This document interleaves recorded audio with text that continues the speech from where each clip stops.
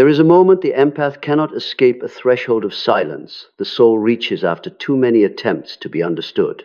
You once spoke thousands of words, chose them carefully, bent yourself to mend the emotional fractures of others. You believed that if you were patient enough, kind enough, honest enough, one day they would finally understand you.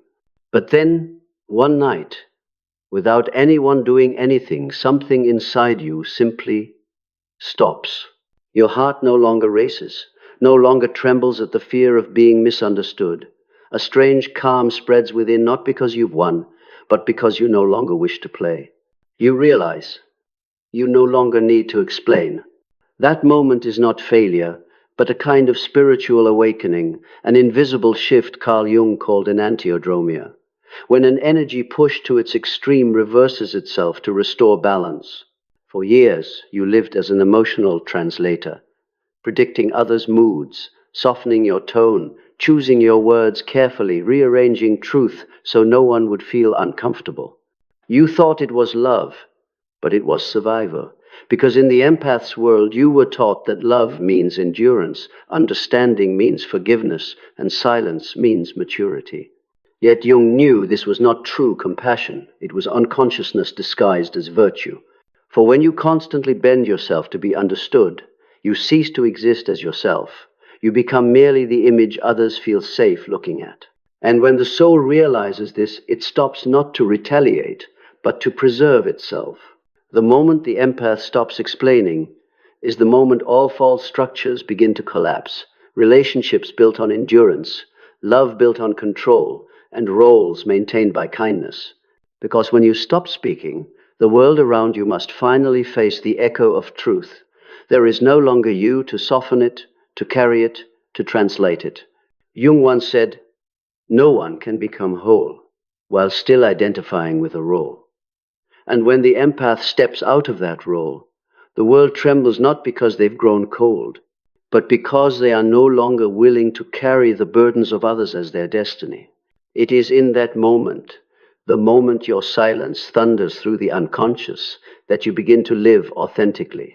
Not as the person they wanted, but as the one you were always meant to become, whole, sovereign, and free from the need to be understood in order to exist.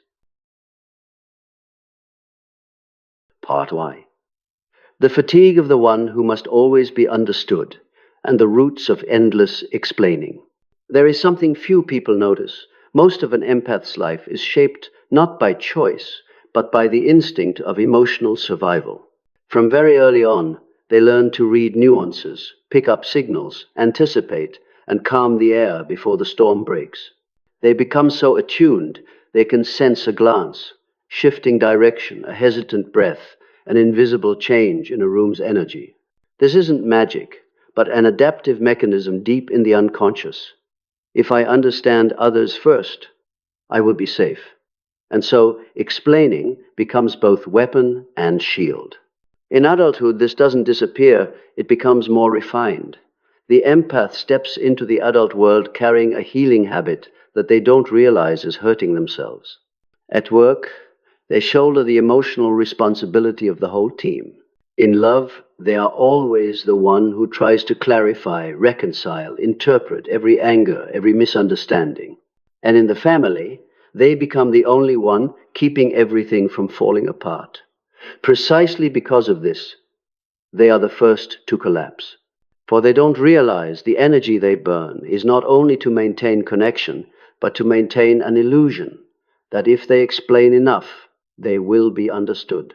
Carl Jung once said, "Until you make the unconscious conscious, it will direct your life, and you will call it fate."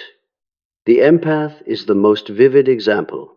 They believe their essence is to give, to understand, to speak, in order to touch hearts. But in truth, much of that kindness is driven by an unconscious fear, fear of abandonment, fear of causing harm, fear of not being good enough. They think they are loving unconditionally, but deep inside, they are trying to secure safety by controlling other people's emotions. Each time they explain, it is not only a wish to be understood, but a protective ritual. Please don't be angry. Please don't leave me. The modern world exalts communication, empathy, and speaking your feelings as signs of psychological health. But Jung would ask, from where are you speaking, from clarity or from fear? Not every explanation is connection. Some words are in fact an obsession with making others comfortable. An empath may describe precisely what they sense, yet not dare to state what they need. They skillfully narrate the wound, yet avoid setting boundaries. They understand everyone so much that they lose the capacity to be understood. And there lies the tragedy. They are better at reading others than reading themselves. When an empath says, "I'm fine," they are rarely fine. They've just grown used to prioritizing other people's feelings. They believe that if they stay calm, soft, yielding, they will avoid conflict. But Jung warned that gentleness is not always virtue. Sometimes it is the manifestation of an unintegrated shadow, the fearful part of oneself, the part that doesn't dare to assert its own existence. This is why Jung called individuation the bravest journey. To become oneself, we must accept that some will not understand, not like, even oppose us. Look at empaths in narcissistic relationships. They are the light others consume to see themselves, the mirror a narcissist needs to feel powerful. In those relationships, the empath is always the one explaining why they hurt, why the other harmed them, why things can still be saved. But what they don't know is that the narcissist doesn't seek truth. They seek reaction. And the more the empath tries to explain, the more they feed that game. With every word, they lose a little strength. With every justification, they trade away a little self-respect. Jung would call this participation mystique, a blurred state between the self and the other, where you no longer know where your boundaries are. In Jungian psychology, this is a sign of psychic infection, carrying within you the feelings, thoughts, and shadows of others, mistaking them for your own. Empaths often don't realize that much of the sadness, anger, or guilt they carry doesn't actually belong to them. They absorb it, keep it, and explain it as if it were their duty. But the human mind, powerful as it is, has limits. And at some point, the unconscious will activate its own defense, withdrawing energy from the chaos. That moment comes quietly, without warning.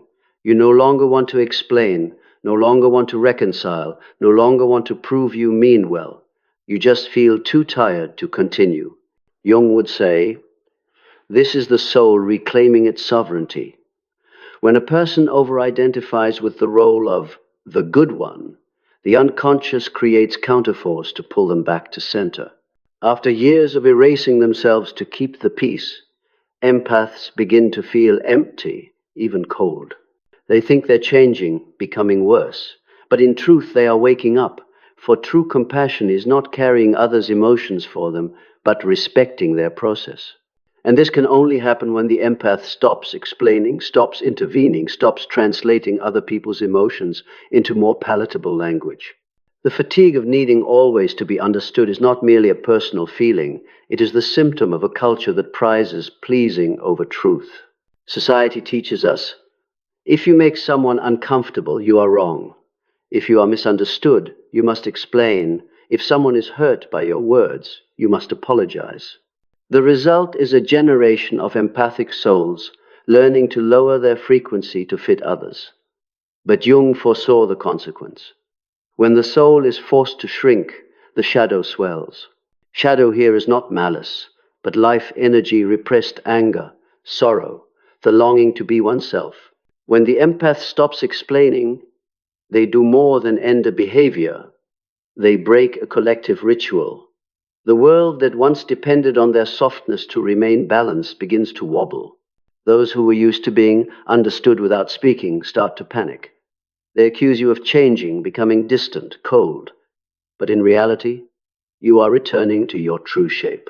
You no longer wish to be the nameless savior in others' lives.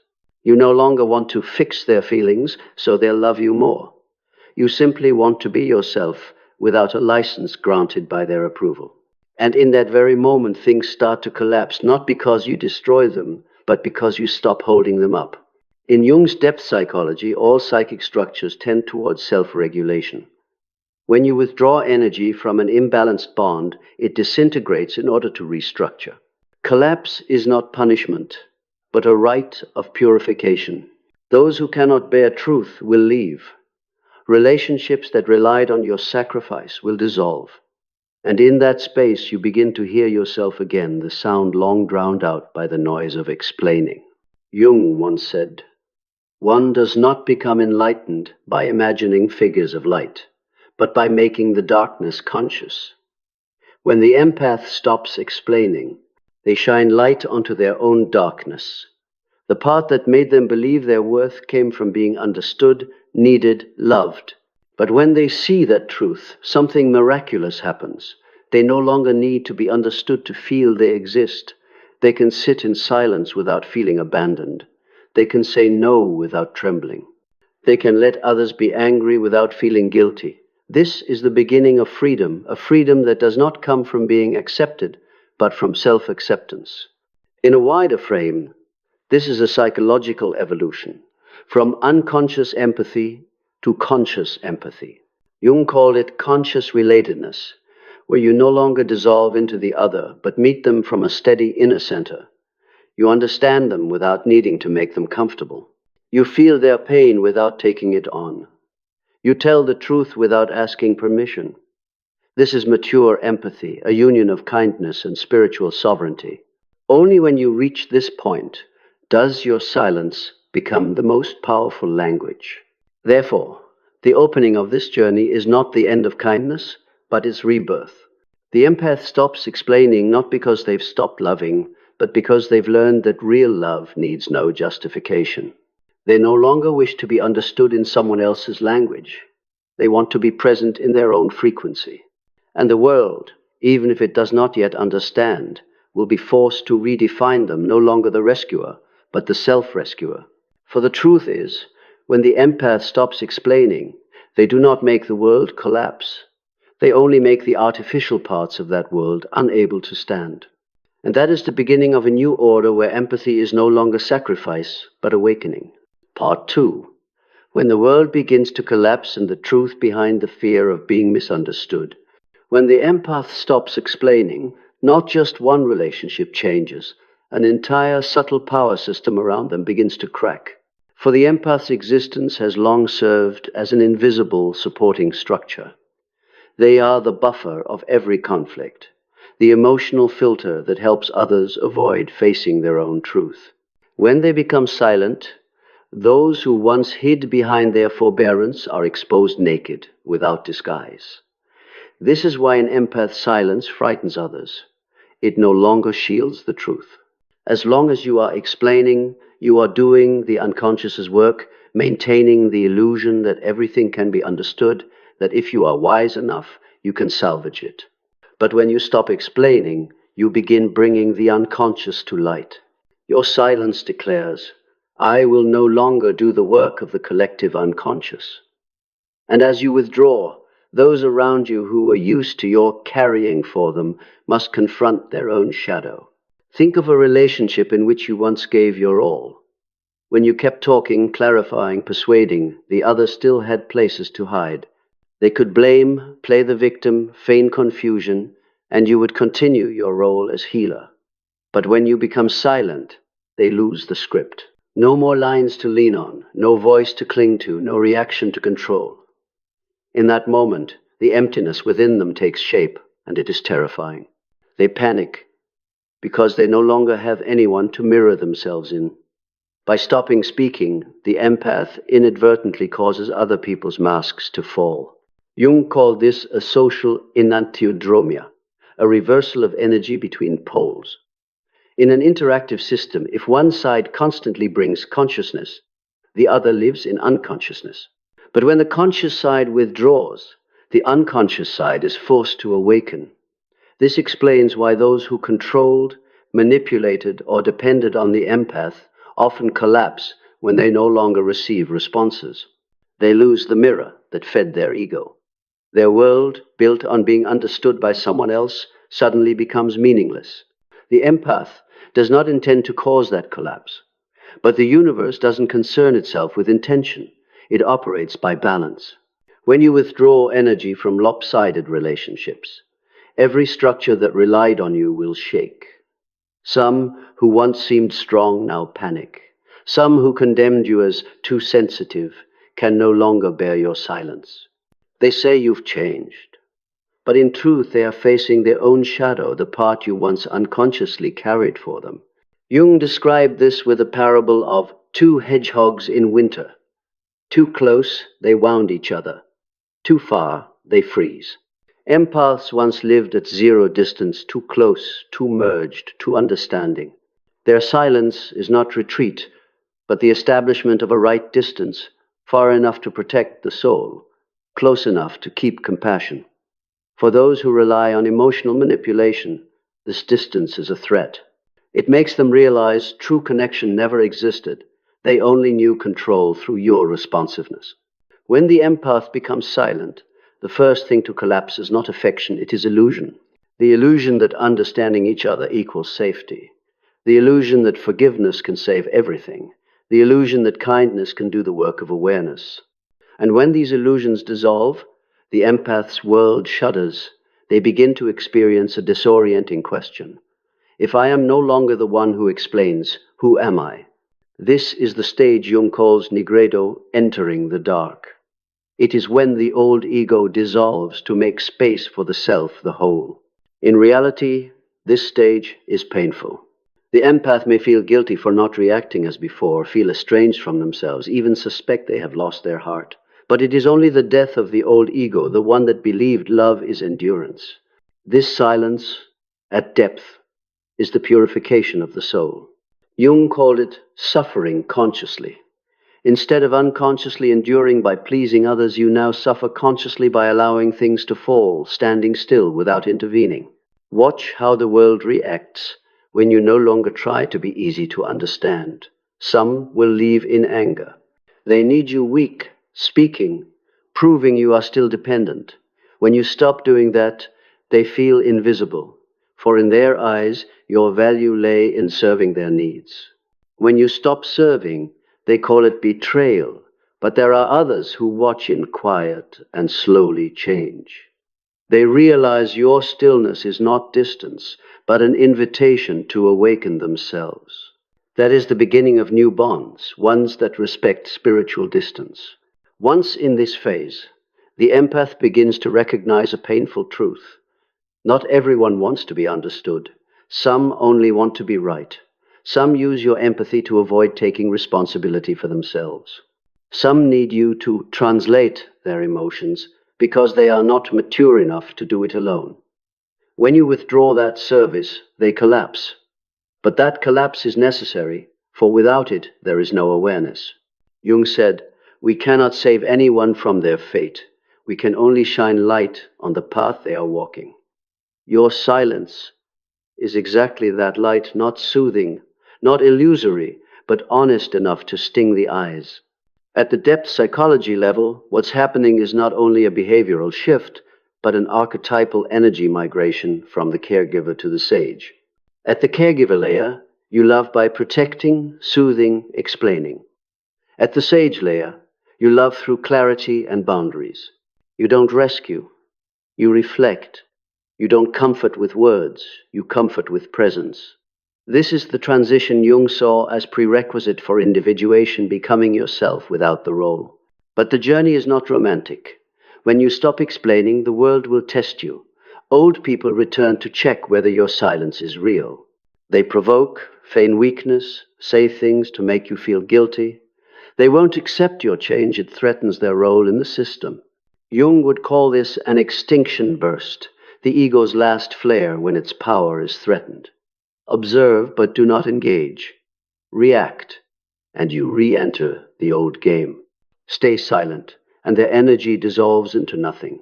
The miracle is that in this very phase, the empath begins to see clearly what was once only vaguely felt. Truth does not need to be understood to exist. It only needs to be lived. You don't need to explain your piece. You don't need to justify why you left. You don't need to convince anyone that you are still kind. Those who truly see you will need no explanation. The outer collapse, painful as it is, merely reflects an inner restructuring. When you step out of the game of who's right, who's wrong, You enter a higher plane of awareness where you are no longer controlled by the need to manage others' reactions. Jung wrote, "One who reaches this level of consciousness can love without identification, help without carrying, understand without possessing." This is the model of mature compassion. And at a deeper level, your silence is not just a personal act, it is an act of the collective soul. Every time an empath stops erasing themselves, they change the frequency of the shared field. They send a signal to the world. My existence does not depend on your understanding of me. That signal spreads.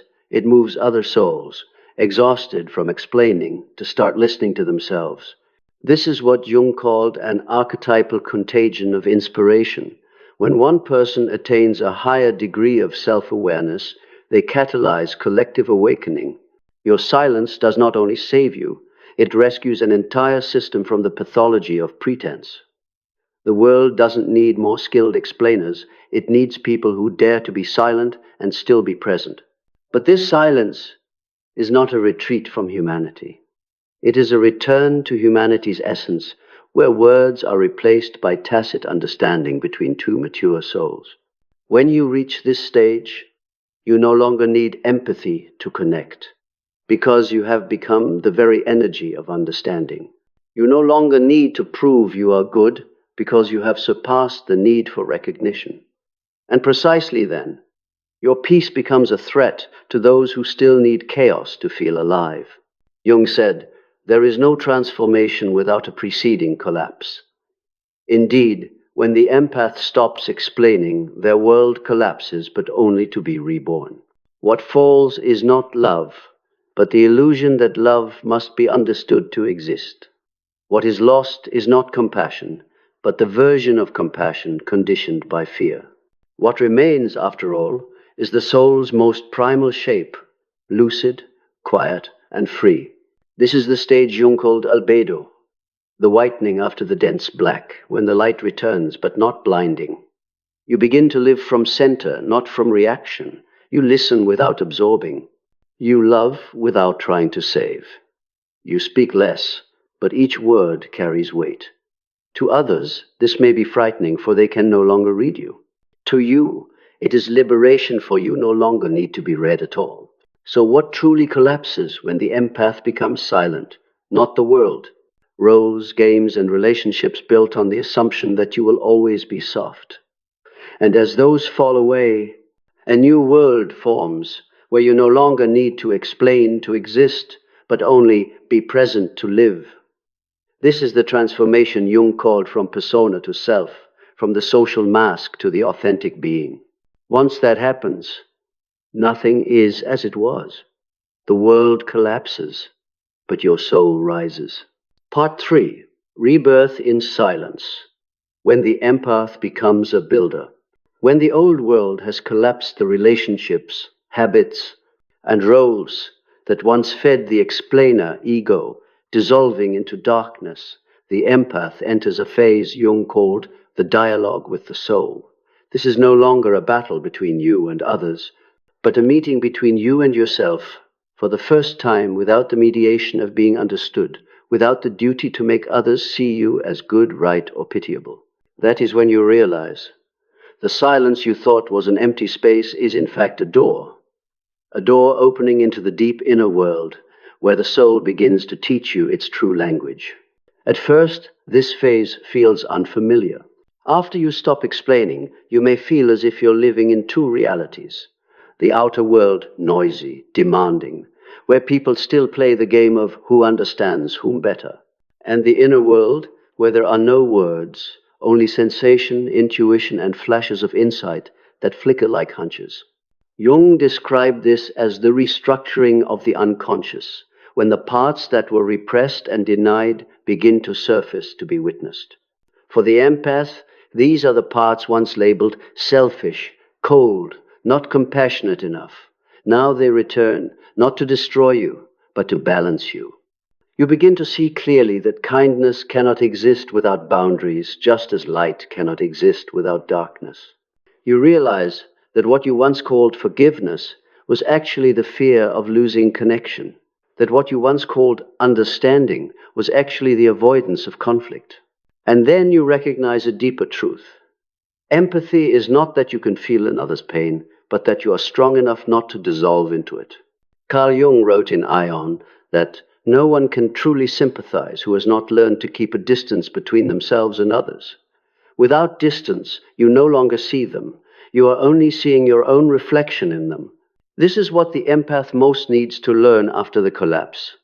Real love is not melting into each other, but standing side by side whole, independent, yet connected through awareness. When you reach this point, a new kind of silence begins to form. No longer the silence of grief or fear, but the silence of knowing. You start to see the operating mechanisms of everything, not with the eyes, but with the soul. When someone gets angry, you no longer rush to reconcile. You recognize it as energy, not yet understood. When someone acts distant, you no longer fear being disliked. You see they are protecting themselves from their own feelings. You no longer react because you understand. No one is really doing anything to you. They are acting from the level of consciousness they can access. This is the moment Jung called the unification of consciousness and the unconscious, when you are no longer governed by automatic reactions but begin to choose your responses consciously. After years of living in other people's emotional currents, the empath finally learns the skill they once thought opposed their nature. Discernment. Discernment of what feelings are yours and what are others. What responsibility is yours and what is projection placed upon you. As boundaries become clear, something miraculous happens. The energy once scattered to keep the peace starts returning to the center. You feel stronger, clearer, and most importantly, more at peace. Not the peace of no one hurting you, but peace even when they try to, because now you understand they no longer have that power unless you grant it. From here on, life begins to reshape itself. Relationships without real energy fall away. Shallow conversations fade into meaninglessness. You may find you have fewer friends and fewer words, yet feel more deeply connected to life itself. Jung called this the alchemy of solitude. Like an alchemist, you are transmuting loneliness into gold, the gold of understanding, the gold of self-mastery. In that quiet, you notice what once was too noisy to perceive. You see the difference between attachment and connection. Attachment is needing each other to exist. Connection is choosing each other in freedom. You see that being understood is no longer a goal, but a natural byproduct when two minds are clear enough. And you see, too, that many people only want to talk about healing, while very few dare to endure it because the process demands loss. One of Jung's emphases was, there is no transformation without pain. The pain of the empath in this phase no longer comes from being hurt by others, but from seeing how they themselves contributed to that hurt by always mediating, rescuing, explaining. You begin to see that sometimes you were not the victim, but an accomplice to the imbalance. Each time you saved someone from their consequences, you unwittingly took away the chance for their soul to learn its lesson. And so you learn compassion's hardest lesson. Sometimes love means allowing others to hurt, because that is how they grow. After moving through this phase, the empath enters a new stratum, the layer of compassionate detachment. You still love and care, but you no longer try to fix. You can watch someone fall into an old loop and simply wish silently that they recognize what you once recognized. You do not intervene, because you know unconscious intervention is a subtle form of control. You understand that freedom is not just your right, but also theirs, the right to learn through suffering, to stumble, to find light by their own path.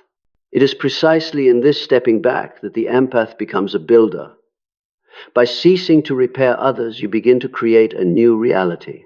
You channel the energy once wasted on being understood into writing, teaching, creating, and loving in a mature way.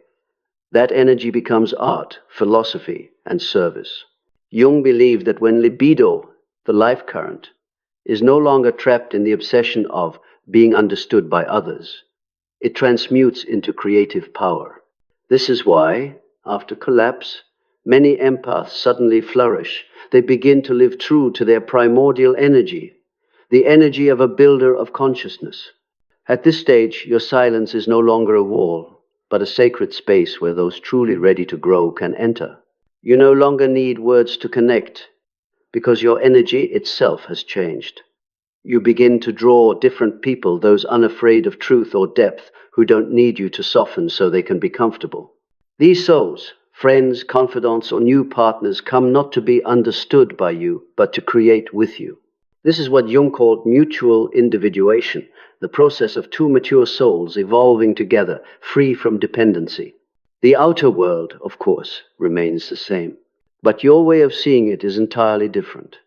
You no longer regard silence as separation, but as the highest form of communication.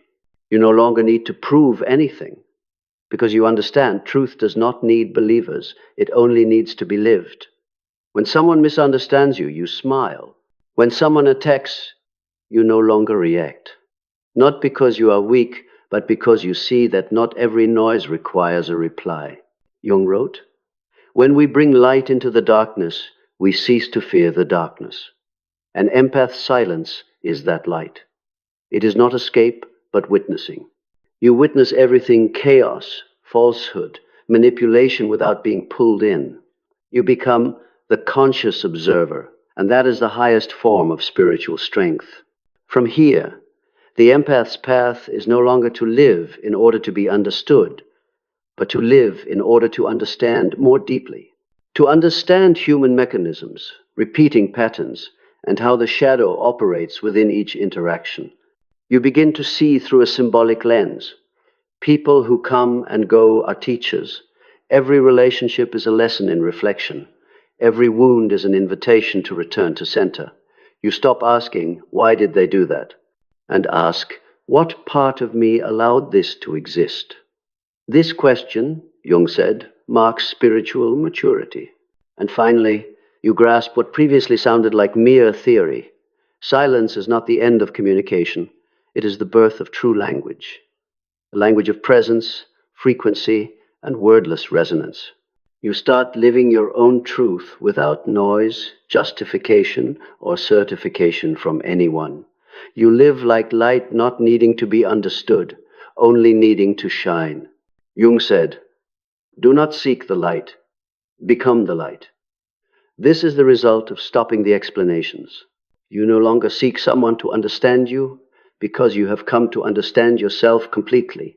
Empathy now radiates from within, a knowing that needs no words, a love that needs no proof, a peace that needs no conditions. In this phase, you become a living symbol of individuation, the great pilgrimage of the soul, as Jung called it.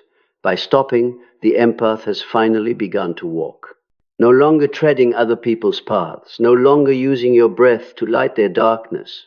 You walk your own road, and each step, though silent, sends waves of awakening through the collective. That is when you realize, when the empath stops explaining, the world collapses, but human consciousness rises. Every silence is an invitation for humanity to look again, to speak less and listen more, to stop understanding others while forgetting oneself. And in that silence, a new civilization begins where empathy is no longer a burden, but a torch lighting the way for awareness. Part 4. The freedom of the one who no longer needs to be understood when silence becomes the language of power. After all the collapses and rebirths, the empath gradually enters the phase Jung called abiding in the self, where you no longer define yourself through others. This is when you see that much of your life was driven by a very subtle illusion, the illusion that being understood is a form of love. For years, you strove to prove you had no ill intent, to clarify every detail, to justify every action born of goodwill. But in doing so, you did not realize you were trading the soul's freedom for other people's approval. When you fall silent, you no longer play that game. You reclaim the power you once gave away, unconsciously the power of being defined by outer gazes. Jung wrote, "No one can be themselves while still seeking to be understood by everyone." For the empath, this is the hardest lesson. You once believed that if you spoke sincerely enough, people would recognize your goodness. But at spiritual maturity, you learn that no one can see you beyond their own level of consciousness. Those trapped in ego will see you through their wounds. Those who have not learned self-love will interpret your love as a threat. Those who have never faced their shadow will call your honesty cruel. Not because they are bad, but because they cannot yet perceive the layers you have journeyed through. Instead of suffering over this, you begin to feel at peace. Silence, in this phase, is no longer reaction, it is a conscious choice.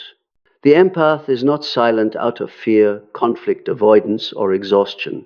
They are silent because they understand their energy is sacred, and not everyone deserves access to it. Jung emphasized that true consciousness begins when a person learns to discern what is worthy of their energy. This is what the empath learns after walking through darkness. Peace does not come from being loved, but from knowing whom you are willing to love and why. From here, everything about your interactions changes. You no longer respond to negative energy as before. You observe it, name it, and let it pass. If someone attacks, you need not counter. If someone misunderstands, you need not justify.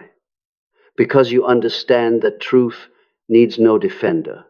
It defends itself. All the explaining you used to do, however well meant, only scattered the soul's energy. Now you know that sometimes silence is the deepest answer because it forces others to face the echo inside themselves. Jung said, "What people fear most is not death, but becoming conscious." When the empath stops explaining, they compel those around them to become conscious, to see themselves not through your softness or your translation of reality, but through a stark reflection. That is why many react so strongly to the silence. They don't truly fear losing you, they fear having to see themselves. The empath now becomes a mirror, not a spokesperson. Their presence, though quiet, moves others. They need not interpret, because their energy has become the language. When they enter a room, balance spreads naturally. When they speak a single sentence, it weighs more than 1,000 explanations. This is the power of one who has united their inner light and shadow, who is no longer dragged between the poles of giving and withholding. Jung called this the stage of rubedo, the reddening of the soul, where energy has been refined in the fire of experience. From here, the empath's compassion becomes a higher form, compassion tempered by wisdom. They no longer try to save people. They guide by the stillness of their presence. They don't say, change. They live as proof that change is real. This is what makes them powerful. They no longer argue about truth. They become truth.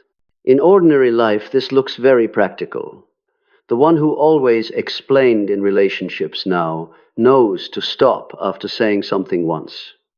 The one who feared being misunderstood at work now lets results speak. The one who endured family manipulation now calmly says, "That's your view, I respect it, but I won't participate." These seemingly small acts are milestones of psychological freedom because they show you no longer need others' validation to trust your own worth. This silence, outwardly, may make others think you've become cold, distant, or unfeeling. But inside, you know it is mature love. Love that has moved beyond emotional dependency, no longer conditioned by the need to be understood or accepted. Jung called this love from the self, love arising from the center of being, not from the wound. When you love from that center, you no longer love to compensate, but to share. You no longer love to prove you are worthy, but because you have already recognized your worth. And here is the paradox. When you no longer need to be understood, you begin to be truly understood. Not because you try, but because your energy is clear. Those at a similar level of awareness recognize you instantly, like frequencies meeting in silence. They do not need you to interpret feelings, they feel them. They do not need you to explain pain, they know it. Thus, the connections that arrive after silence are deeper than any former closeness. No scripts, no what to say, only resonance. Jung said, "When you become whole, you attract those who seek wholeness." This is exactly what happens once the empath moves beyond explaining. You no longer attract those who need you as a mirror to exist. You draw souls who want to grow, to create, to awaken with you. These relationships are no longer based on need, but on freedom. No one needs the other, and both still choose each other, because together they are illuminated.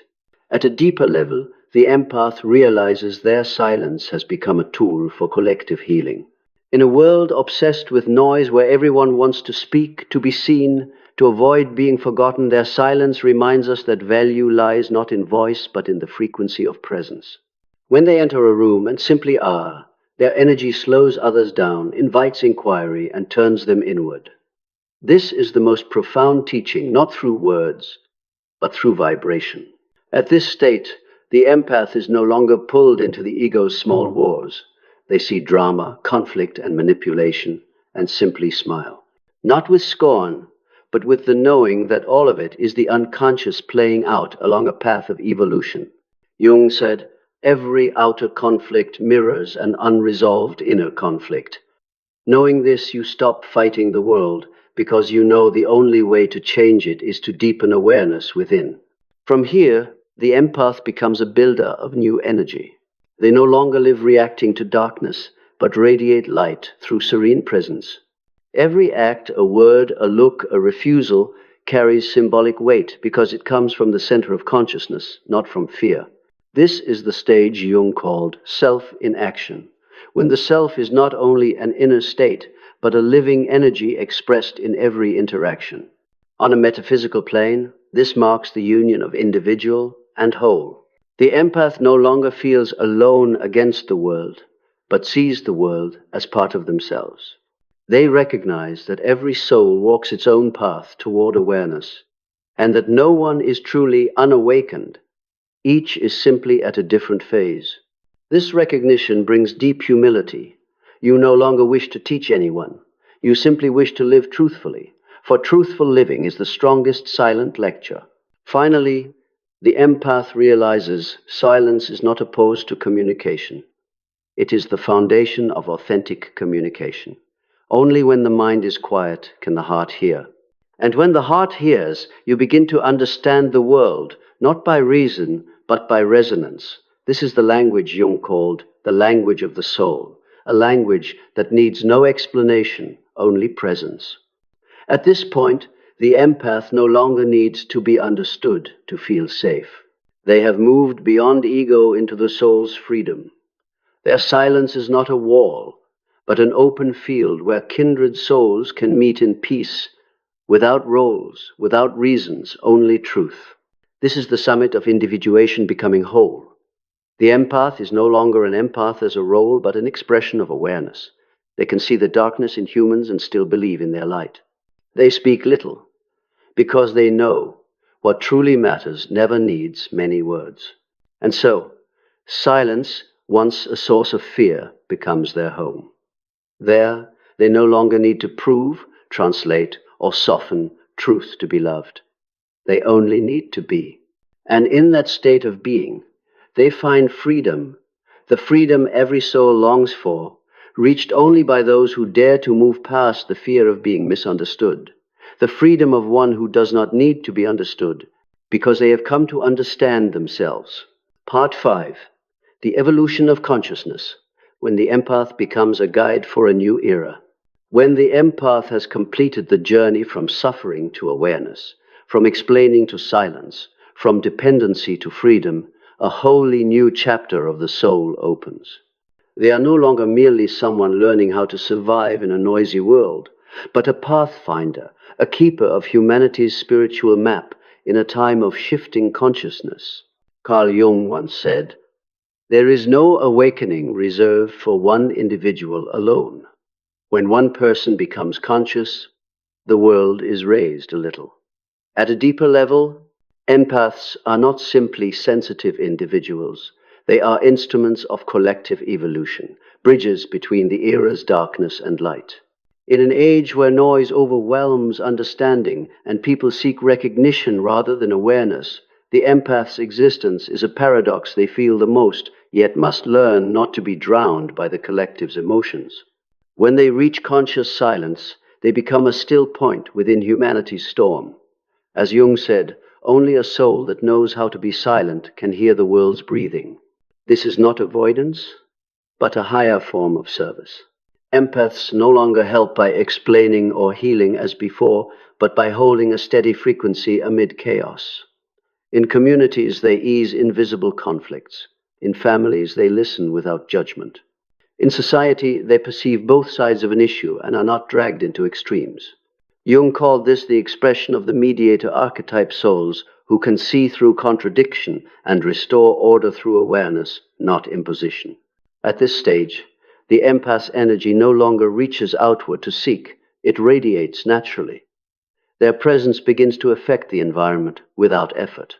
They do not do things to cause change. They are the change. Every action carries symbolism. Their calm amid accusation teaches the angry. Their consistency amid turmoil mirrors stability to the lost. They no longer argue about principles. They embody them. Jung called this the phase in which spirit becomes earthly reality. Yet this path is not an escape from life. On the contrary, the spiritually mature empath becomes more engaged with the world, but in an entirely new way. They are no longer steered by chaos, but can read its deeper structure. They understand the world is not wrong. It is expressing what remains unconscious in the collective. Division, violence, deceit, all are manifestations of a civilization wrestling with its own shadow. With their depth of feeling, empaths are no longer hurt by this. They perceive the mechanism of the collective soul. They begin to recognize their true role, not as the one who endures, but as the conscious observer, a witness of consciousness. Jung believed that when a person can observe without judgment, they become a focal point where dark energy is transformed. In therapy, Jung said, "It is not the analyst's words that heal the patient, but his capacity to contain the tension between light and darkness without collapsing." On a collective scale, empaths are the spiritual analysts of the age, willing to see everything and still hold kindness. In practical life, this appears in simple acts. A mature empath no longer reacts when someone manipulates emotions. They perceive the fear beneath it. When criticized, they do not feel personally attacked. They see the speaker's unhealed part. When the world is full of fake news and hatred, they do not lose faith. They understand that light can only grow when darkness is fully seen. By refusing despair, they sustain the field of consciousness. Jung called the spirit of the self the state in which a person lives as a representative of the whole's wisdom. One of the deepest expressions of this stage is the acceptance of paradox. The empath understands that in every person there is both light and shadow, both love and cruelty, both the urge to save and the instinct to destroy. This does not make them cynical. It makes them merciful. They no longer demand others be good, because they know only those who dare to face their own badness can truly be good. This is the wisdom of darkness, what Jung believed humanity most needs to pass through the current era. The capacity to hold contradiction without annihilating it. At such a level, they no longer divide me and others, healing and wounding. They see all as different forms of a single energetic movement. When they see someone suffering, they do not think, "I must help," but ask, "What part of the collective I represent is suffering like this?" This shift makes their energy inclusive, without being weak, profound without attachment. At the soul level, the empath has completed one spiral of evolution from absorber of emotion to transformer of energy. They become a channel for awakening, carrying the energy of light with shadow. Jung described this as the state of the self in practice, where the individual is no longer bound to the ego's role, but functions as a conscious part of the cosmos. When the empath lives from this layer, every gesture, a glance, a smile, a decision to leave, carries awakening energy. They then realize the world does not need to be fixed. It needs to be seen consciously. When we look upon it with clear eyes, we cease to fight it. We become part of the rebirth already underway. By their awakened existence, empaths become co-creators with the universe. They need no religion or doctrine to live meaningfully, for life itself has become a sacred rite. Each morning they rise in stillness, and with one deep breath they feel themselves serving something greater than the ego. This evolution also redefines success and value. For empaths, Success is no longer control or recognition, but maintaining clarity amid life's emotional tides. They no longer want to be special, having seen that the obsession with specialness breeds suffering. Instead, they find joy in simplicity, a real conversation, a moment of peace, a task done wholeheartedly. This simplicity is the sign of a ripened mind, one that no longer needs to prove anything. Jung wrote, "Maturity is the ability to endure contradiction within oneself without losing direction." The empath at this stage exemplifies that maturity. They can love deeply and remain free, see darkness without losing faith, be silent without indifference. They prove that compassion does not contradict strength. In fact, true compassion is the highest strength, for it needs defeat of no one to exist. Then a miracle occurs. Silence, which began as self-protection, becomes an instrument of creation. In silence, the empath receives clear intuitions about people, the world, humanity's direction. Jung believed that when a person reaches this clarity, they become a conduit between personal consciousness and the collective unconscious. They sense the era's invisible movements, and, by living their truth, influence the larger flow. They are no longer mere observers. They orient spiritual evolution. Thus, in today's turmoil, awakened empaths are not the frail group society once labeled them. They are light bearers. Not the blinding glare of fake positivity, but the light of awareness. Warm, real, unafraid of shadow. They do not fight the world. They illuminate it, not by rhetoric, but by presence. And here is the beautiful paradox of this journey. When empaths stop trying to save the world, they truly begin to save it not through grand acts, but by living at the frequency of truth. Jung said, "One becomes useful to humanity not because one intends to, but because one has become." When empaths become such people, they no longer talk about healing, they are healing. This journey has no end, for it is endless. Empaths continue to live, observe, and transform.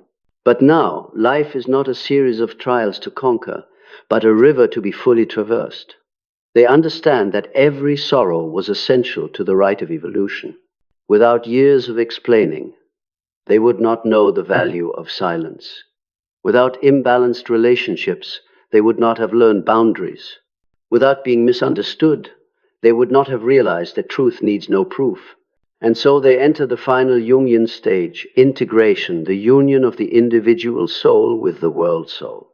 They no longer feel outside the world, but as part of it, like a small conscious cell in humanity's vast living body.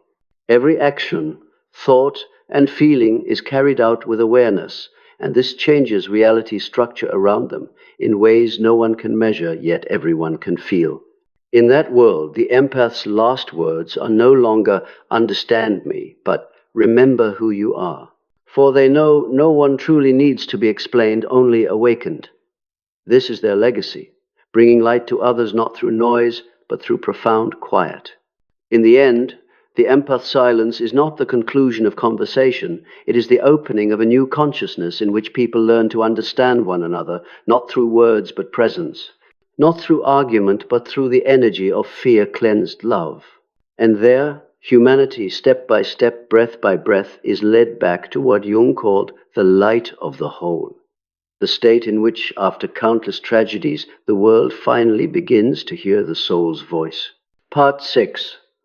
When silence becomes creative energy, the soul's journey after awakening. Having moved through 5 stages of dissolution, transformation, rebirth, and integration, the empath enters a new territory where silence is no longer a psychological strategy or a shield, but a form of conscious creative energy. Jung said, "The ultimate aim of individuation is not separation, but conscious participation in the whole." After finding freedom in not needing to be understood, the empath learns to use the energy of silence to build, to transmit, and to nourish the world with an entirely different mode of awareness. This phase is no longer healing, for the wound has become a gateway to wisdom. Nor is it protecting oneself from others, for no one can violate a soul that has become wise. This is the phase of soul creation where the energy once drained by pleasing and explaining is redirected into creating a new reality through resonance with the universe's deep order. Jung wrote in Psychology and Alchemy, when the soul reaches a unified state, the energy once trapped in darkness is released, and the person becomes an instrument of the Creator's own creativity. It sounds mystical, yet it is concrete in life. The empath begins to produce things stamped with light, a piece of writing, a deed, a form of presence, a kind of work. Everything they do carries awareness as clarity. They no longer work to prove, but to express inner truth. Their effort is as natural as breathing, no longer driven by fear or the need for recognition. At a deeper layer, this is what Jung called the creative union of opposites, the unitive flow of intuition and reason, feeling and action, feminine and masculine, light and shadow. Formerly, the empath leaned toward receiving, absorbing, reflecting, listening. Now they move toward expressing, articulating, creating, acting. No longer water following others' terrain, they become the river tracing its own course. Importantly, creativity need not be art. Some create through their work, their way of loving, parenting, or simply walking down the street. True creativity, as Jung noted, is not making something new, but living consciously in every act. An awakened empath might hold an ordinary job, yet their energy changes everything around them. They bring order where there is chaos, warmth where there is chill, meaning where there is mechanical habit. Crucially, they no longer oppose the world. They cooperate with it. This is silence's greatest transformation. In pain, the empath saw the world as threat, a thing to avoid. Awake, they understand the world is not against them. The world is them. Each person is a cell in humanity's vast body, and their task is not to flee, but to live truly so as to tune the shared frequency. Their silence is not withdrawal, but a recalibration that helps the world return to balance. From here, their energy gains a new quality. It influences without intervening. As the sun does not try to shine, they do not try to change others. Their presence changes them. They become an invisible guide, not lecturing or persuading, but stopping minds by a quiet, potent field when people draw near. Jung called this the self's radiance. At this point, the empath no longer self-labels as healer or sensitive. They need no title, for they have become the living principle of healing, not through theory, but through awakened existence. One hallmark of this state is the ability to live in two worlds, material and inner, without splitting from either. There is no distant spiritual world. It lives in every human act. Washing dishes mindfully is meditation. Listening with full presence is the work of a spiritual analyst. Choosing silence over reaction is operating at a higher tier of awareness. For the awakened empath, daily details become the soul's rituals. Living this way, they discover what they had not seen. Silence is not empty. It is full of energy. It holds wisdom. It is the space where ideas, intuitions, and inner guidance are born. Earlier, dependent on explaining, empaths were disordered by mental noise. Now, in stillness, they hear a gentle, lucid voice, the soul's daimon, Jung's term for the inner guiding spirit in each person. Jung described the daimon as a primordial creative force whose task is to bring a person back to their soul's path, even when it discomforts the ego. In deep silence, empaths sense this guidance.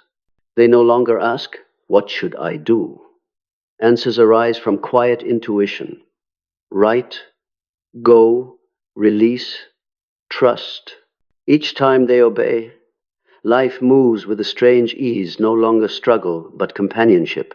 This phase also shifts their relationship to time. Before, they lived in memory and forecast, dissecting the past, fearing the future. In stillness, they inhabit an expanded present. Only this moment is real, all else is mirage. In it, they experience life wholly, not through thought, but through being. They eat and truly taste, listen and truly hear, look and truly see. Jung said, "When you are truly present, The world comes alive. You are no longer the observer. You are the universe looking through your eyes. Hey, now the empath becomes a practical mystic, not by knowledge, but by experience. God or the universe is not above, but within every conscious act. Working is meditation. Loving is prayer. Silence is conversation with the infinite. They no longer seek faith, they are faith. They no longer seek light, they are light, learning to shine without self-glorification. Another practical sign is co-creation, the ability to realize what they envision through energetic congruence. Freed from fear's frequency, they attract what aligns with inner peace. Opportunities, relationships, and right circumstances appear not because they try to manifest, but because they have become the kind of person to whom such things belong. Jung framed this through synchronicity, meaningful coincidence. When unconscious and conscious harmonize, outer events mirror inner states. From here, the empath sees that everything in their life, including hurt, betrayal, loss, was not meaningless. All of it carved them into a delicate instrument for the universe's awareness. Without being misunderstood, they would not have learned silence's power. Without being used, they would not have learned the value of boundaries. Without breaking, they would never have reached the center of wholeness. This recognition dissolves blame and resentment. They see shadow as sacred to the path. Jung said, "There is no redemption without a descent into hell." Having traversed their own, the empath becomes a gatekeeper able to guide others across without fear. Not by saying this way, but by standing firm so others know the exit is real.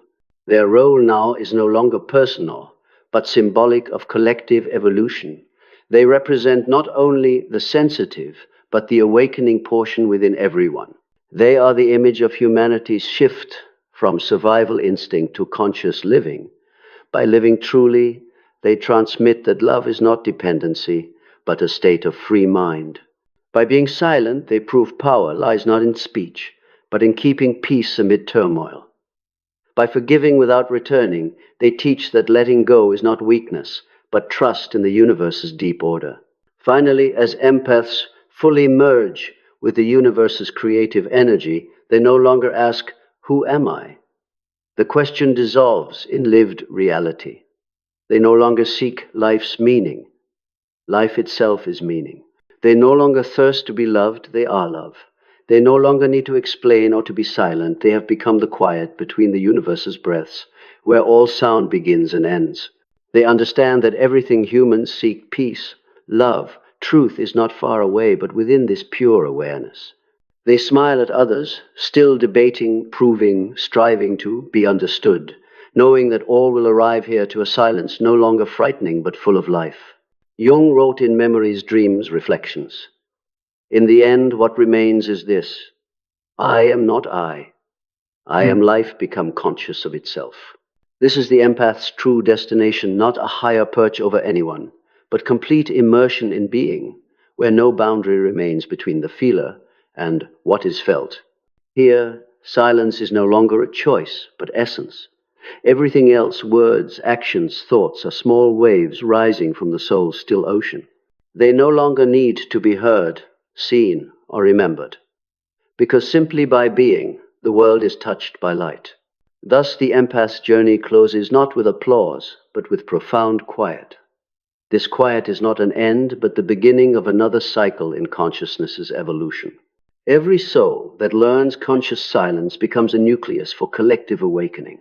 And as Jung said, no one can illuminate the world who has not learned to stand in darkness without snuffing out the flame. Empaths are those lamps, quiet, steadfast, and deathless. Part 7. The Transcendence of Consciousness. When the empath becomes a builder of a new world. When the empath has completed the 6 spirals of awakening, from suffering to silence, from silence to creation, from creation to union, they reach what Jung called the transcendent function, where the soul no longer merely reacts or creates, but collaborates directly with cosmic consciousness. This is no longer the story of me or them, of the wounded or the healer. This is the stage of the reality maker, one who understands that every manifestation in the world reflects the inner frequency of the collective, and that by changing the state of consciousness, they can change the reality around them. If the previous 6 parts concern the personal journey, this one concerns the collective contribution, the role of sensitive souls in rebuilding human consciousness. Jung said, "There can be no salvation for the world unless each individual saves himself." He also added, "When a person truly heals, they no longer live for themselves alone. They become a channel for the evolution of the whole." That is precisely where the empath stands in this era, a bridge between the human and the sacred, the old and the new, reason and soul. In modern terms, this is not something mystical, but entirely concrete. The world is passing through an age of crisis of faith, ethics, emotion, and awareness. People are disconnected from nature, from themselves, from one another. The human mind has advanced, but the heart is depleted. And right at that crossroads, empaths, souls who can feel and endure, are being called. Not to return to the old role of savior, but to keep the flame of humanity from going out in an age of machines, data, and illusion.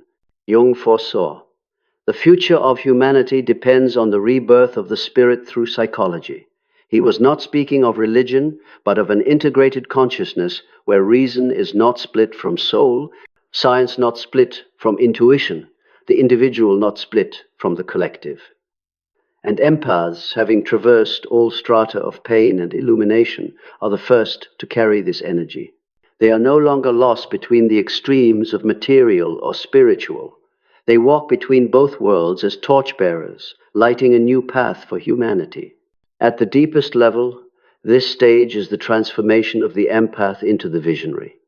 Once, they sensed energy. Now, they see its structure.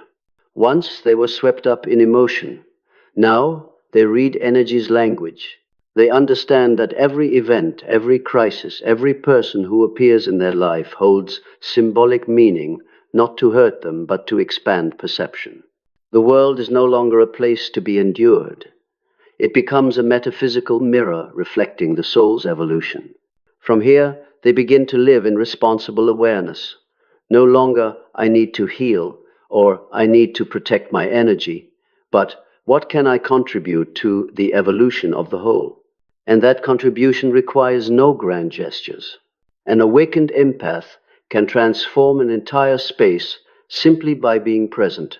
When they enter a conflict-ridden room and hold a peaceful frequency, that field radiates outward. When they truly listen to someone, that listening becomes a new model for communication. When they love consciously, they prove mature love is real. These seemingly small acts are what shape the energy of the future. Thus, the empath no longer fights the world. They work with it as part of the evolutionary stream. Jung called this the redemptive function of consciousness. That is, when people become conscious, darkness need not be destroyed, it is transformed. And empaths, by feeling deeply and understanding deeply, become those who help humanity transmute shadow into wisdom. In contemporary life, they are the makers of the new world, not by slogans, but by quiet action. They are teachers who see the child beyond the grade, physicians who heal not only bodies but spirits, artists who speak truth society fears to utter, leaders who listen to the human soul more than to profit figures. In every field, they are building a new order, an order of awareness and humanity. This creativity is not easy. To live at a higher frequency, they must avoid being pulled back into the maze of the old world. They must remain vigilant not to become saviors again, not to fall into the illusion that they must awaken others. They understand each soul has its own rhythm, and their true work is not to drag anyone faster, but to keep their own light from going out, so when others are ready, they can see the way. This is the stage of non-reactive wisdom, the capacity to observe without controlling, to influence without intervening. Like a lighthouse that doesn't chase each ship, the empath simply shines where they are. Jung said, "True light never fights darkness. It simply shines." That is now their ethic of living. No arguing, no proving, no persuading, only existing in truth. On the soul level, the empath steps into conscious service. They understand their existence is not accidental. From the way they were born, the pains they endured, to their fine-tuned sensitivity, everything was designed so they could bridge heaven and earth, consciousness and the unconscious, fear and love. They do not serve out of duty, but because it is the natural joy of an awakened soul. Serving from this plane, they are no longer exhausted, for their energy is not drawn from willpower or emotion, it is drawn from the source. They become an open channel, unobstructed by ego. When they speak, their words reach hearts. When they write, their language carries a healing frequency. When they simply show up, others feel lighter, calmer sometimes without knowing why. It is not that they do, they are, and in that state of being, the sacred moves through them. Here lies the great secret of this path. The silence they once learned for self-protection now becomes a tool for generating waves of awakening in the collective. Their quiet slows the world's frantic rhythm. Their peace dissolves fear's contagion. Their presence reminds others that we do not need to run faster, only to wake up. By living this way, they become frequency holders, energetic nuclei, helping the world shift to a higher octave. Symbolically, Jung would call them an embodiment of the archetype of the sage, the one who has united knowledge with experience, light with shadow, action with contemplation. The sage does not teach with dogma, but with humble presence. They no longer say, "I know," but "I am still learning." They no longer seek followers, but kindle awareness in every soul they touch. Today's fractured, crisis-ridden world needs such people, those who have passed through emotion's hell, seen intellect's limits, and now live by combining both. They understand humanity cannot evolve by technology or information alone, but by a deeper consciousness of itself. That is the empath's final mission, to teach humanity how to feel again. Not to be sentimental, but to be perceptive. Not to be reactive, but to be deeply aware of life. To teach a hyper-rational world, the arts of empathy, presence, and loving without possession. They remind us that humanity is not saved by information, but by consciousness with a heart. At this level, the empath no longer separates spirituality from daily life. Everything is meditation, words, meals, glances, breaths. They understand enlightenment is not on a mountaintop, but in how they open a door, brew tea, or greet someone with full presence. Every act carries the Jungian spirit. The sacred does not live in temples, but in the conscious acts of everyday people. Then one day they see something simple, yet immense. Every soul is an empath at its deepest layer. Each human can feel, only covered over by fear and ego. Seeing the world through that lens, they no longer see enemies, only sleeping souls. They no longer hate the dark, for they know it was once their teacher.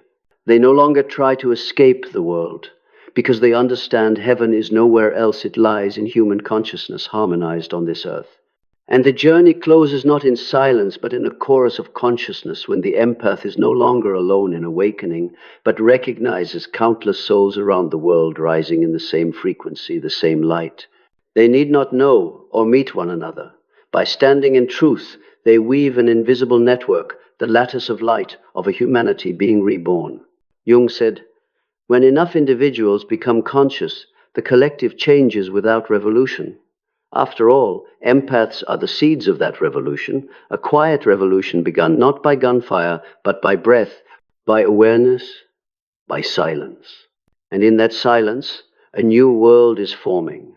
A world where people can love without owning, feel without dissolving, be strong without dominating, speak without shouting, live without proving. Empaths need not stand at the center of that world, because they are the ground from which it grows. Thus, after a long journey of tears and knowing, they return not as who they were, but as those who breathe life into a new human era. No longer the story of empath and narcissist, no longer a battle of light and dark, but a great harmony where every polarity finds its sacred place in the whole. Jung wrote, "The ego is but a small spark upon the ocean of the self. When it learns to dissolve into that ocean without losing its identity, one becomes whole." After everything, the empath has done precisely this. They have dissolved, yet not disappeared, transcended, yet still present, fallen silent, yet their resonance carries across generations. For when the empath stops explaining, the old world collapses, and in that very collapse, the new world begins to be born.